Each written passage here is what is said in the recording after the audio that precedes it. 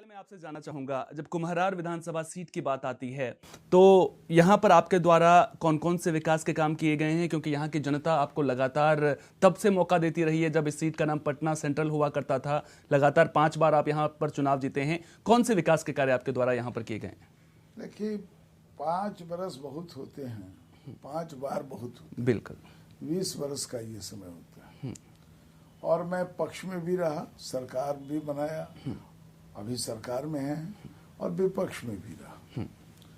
इसलिए हम जब भी विकास की बात करते हैं तो एक तो हमारा अपना विकास फंड होता है, दूसरा हमारे पार्टी के हमारे सांसद, हमारे वैसे परिषद के सदस्य जैसे आदरणीय मंगल पांडे वगैरह लोग हैं, फिर हमारी सरकार, इस सब को जोड़कर, क्योंकि सब में मेरी अनुशंसा के बिना कोई भी ये काम नहीं करता है।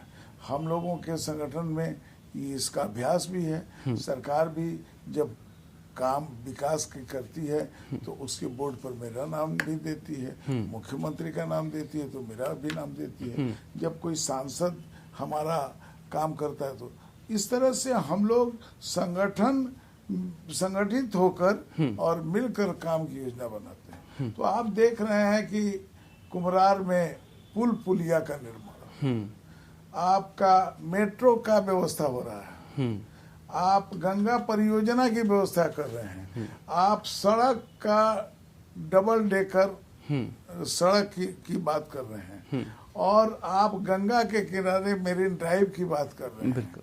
आप यह पहले जहाँ पर जो इसके बगीचा या पार्क जिसको कहा भी नहीं जा सकता था, बगीचा उगीचा कहते थे, उसमें पार्कों का नगर कंकड़बाग को कहे जाते हैं, जहाँ पर साइंस सेंटर और एक एशिया प्रमुख साइंस सेंटर का निर्माण होने जा रहा है, जहाँ पर 2 स्टेडियम, इंटरनेशनल स्टेडियम, एक पाटलिपुत्रा स्टेडियम जो कंकड़बाग में है, एक मैनुल हक स्टेडियम जो राजेंद्र नगर में है। इसको विकास, ये आप कहेंगे तो पहला है, लेकिन इसका विकास जो अभी की सरकार कर रही है। और उसके बाद और अगर आप लेंगे तो राजेंद्र नगर टर्मिनल आज ये जंक्शन का से मुकाबला कर रहा है,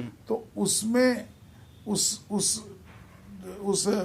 स्टेशन के पड़ने से राजेंद्र नगर और हमारे कुम्हरार विधानसभा, वह कुम्हरार जो पहले पटना सेंट्रल विधानसभा का, बिल्कुल, वह कुम्हरार इसलिए नाम पड़ गया कि यहाँ के सम्राट जो दुनिया पर शासन करते थे, इससे बड़े भारत पर शासन करते थे, उनके गांव का नाम उसी स्थान को कुम्हरार कहते थे। तो उस ऐतिहासिक नाम को संरक्षित करते हुए तो विकास की गंगा का पर्यावरण, मेट्रो का चलन, ये विकास की लड़ी यहाँ लगी हुई है। तो अब इसमें सरकार का भी योगदान है, भारत सरकार का भी योगदान है, बिहार सरकार का भी योगदान है, हमारे सांसद महोदय का भी दोनों, हमारा भी, हमारी जो नगर निगम है वह भी हमारे समर्थित सरकार, हमारे ही लोग उसके मेयर हैं, डिप्टी मेयर हैं, तो उनका भी हमको, उसके जो वार्ड काउंसलर हैं और अधिकतर वार्ड काउंसलर हमारे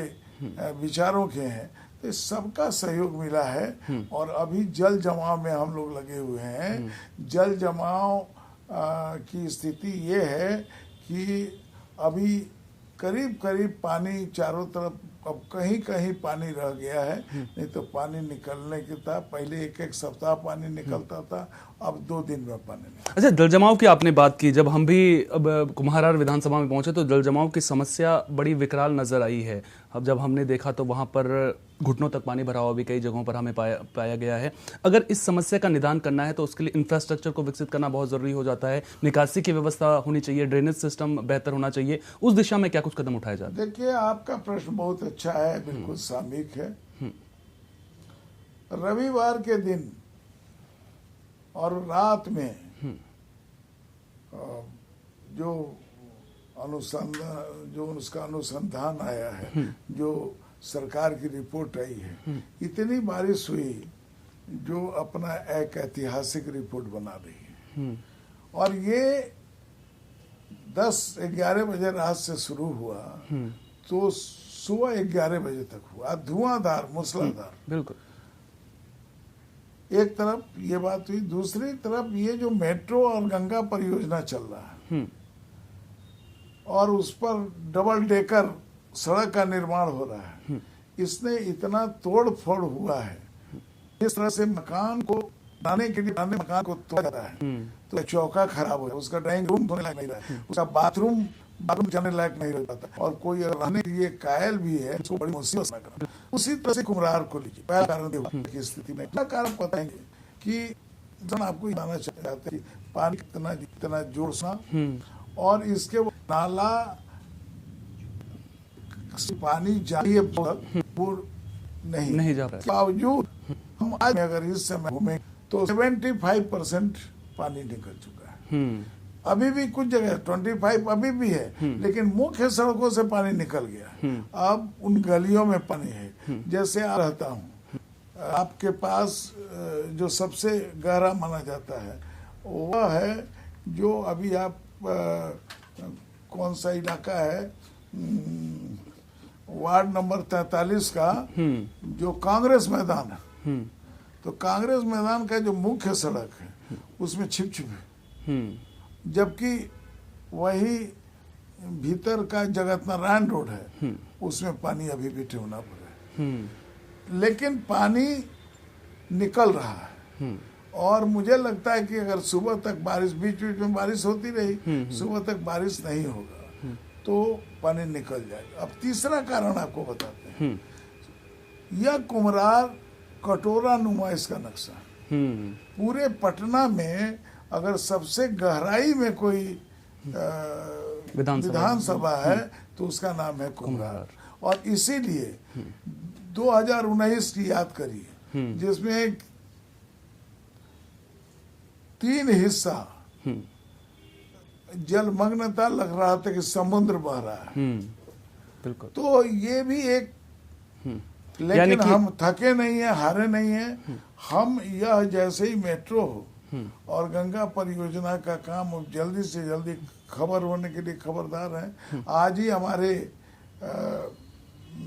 नगर विकास मंत्री ने बैठक स्पेशल वहीं से मैं आ रहा हूँ, और हम लोगों ने कई पर्याप्त मात्रा में बुरा वाली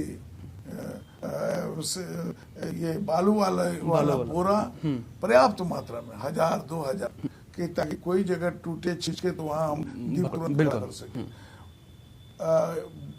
उसके लिए पंप, उसके लिए पर्याप्त मात्रा, 1-2 नहीं 500-1000 का आज हमने तय किया। चलिए संप हाउस में बढ़िया चलिए संप हाउस। इसके अलावा की कारीगर, उसके एक्सपर्ट मजदूर कारीगर होते हैं, पहले वो बंगाल से मंगाए जाते हैं, अब यहाँ पर भी तैयार हो गए। इन लोगों की तैनाती, सब संप हाउस पर इंजीनियर, ओवरसियर और ये पर्याप्त मजदूरों का दल, कारीगरों का दल, ये अगर रहे और बाहर से हम लोग सामान, तो पानी तो जमेगा ही पानी को। लेकिन जो अब 2 दिन में हम हटाने की बात कर रहे हैं, हो सकता है कि हम 4 घंटा 5 घंटा जो हम कहते हैं कि 5 घंटे में पानी अगर रुका रहा तो 4 से 5 घंटे में हम पानी निकाल, यानी कि आपकी ओर से समुचित व्यवस्था इसको लेकर के की जा रही है, तमाम जो तकनीक है उसका सहारा भी इसके लिए लिया जा रहा है। अच्छा, अब मैं केवल कुम्हरार विधानसभा की ही बात नहीं करूंगा। जब भी हम कहीं जनता के बीच में पहुंचते हैं तो भ्रष्टाचार की समस्या सबसे ज्यादा निकलकर सामने आ रही है। जो राष्ट्रीय योजनाएं हैं या प्रादेशिक स्तर पर जो योजनाएं चल रही हैं, उनके क्रियान्वयन की जब बात आती है, सरकार जीरो टॉलरेंस की बात करती है, लेकिन अभी भी हम जब लोगों के बीच में पहुंचते हैं तो कई जगह ये शिकायत मिलती है कि 5 किलो राशन सरकार दे रही है, लेकिन उन तक 3 किलो पहुंच रहा है या फिर 4 किलो पहुंच रहा है। तो ये जो तमाम दिक्कतें हैं या फिर ज़मीन से जुड़े मामले होते हैं, दाखिल खारिज को लेकर के लोग ये कहते हुए नजर आते हैं कि कोई भी काम करवाने जाते हैं दफ्तरों में तो बिना पैसे के काम चलता नहीं है। तो इन तरह की जो समस्याएं हैं, इनके निदान के लिए क्या कुछ कदम आपके द्वारा उठाए जा रहे हैं? देखिए, देवासुर संग्राम है इंसान के बीच। इस शरीर में आप हो या हम हो, सभी में 2 तरह की विचार व्याप्त है, एक देव विचार, एक दानव प्रवृत्ति। कभी हम हमारे प्रति जब दानव प्रवृत्ति डेवलप करता है तो अत्याचार, हमारा व्यभिचार, हमारा लोभपन, हमारा गुस्सा, ये सब उसके कारक हो जाता है। हमारी स्वार्थ, ये सब से अनाचार विकास करता है। और जब हमें देवत्व आता है तो हम इसको एक अच्छा इंसान बनते हैं। हम में लोगों के हित की बात हम सोचने लगते हैं, परोपकार की बात समझने, चरित्र की बात सोचने लगते हैं। तो ये हर मनुष्य में व्याप्त है भाई। मैं इस पर जरा आध्यात्मिक हूँ। मैं ये नहीं कहता हूँ कि मैं दूध का धोया हूँ और हमारी पार्टी दूध की धोई है, लेकिन मैं इतना आपसे कहता हूँ कि औरों से 100 गुना हम बेहतर हैं। ये मैं दावे के साथ। आप कहते हैं कि 16 आना में 12 आना दिखाई देता है, 4 आना गायब हो जाता है। मैं आपको वो दिन दिखाना चाहता हूँ कि 16 में 16 आना ही डकार लिया जाता था, जब स्कूटर पर भैंस जाती थी, जब कागज में ही सारा चीज हो जाता था और सारा मवेशी के नाम पर पूरा लूट हो जाता था। आज भी लोग उस जेल जा रहे हैं, निकल रहे हैं, जा रहे हैं, आज भी उसकी चर्चा है। चारा चोर, खजाना चोर, ये नारा आज भी हम लोग को याद है। तो हम बेहतर की बात करेंगे, हम ये कभी नहीं कहेंगे कि हम भगवान हैं। हम इंसान की बात करें, थोड़ा सा नेक भी हूँ, थोड़ा बेईमान भी, दुनिया जो चाहे समझे। ना मैं शैतान हूँ, ना मैं भगवान हूँ, दुनिया जो चाहे समझे, मैं तो एक इंसान।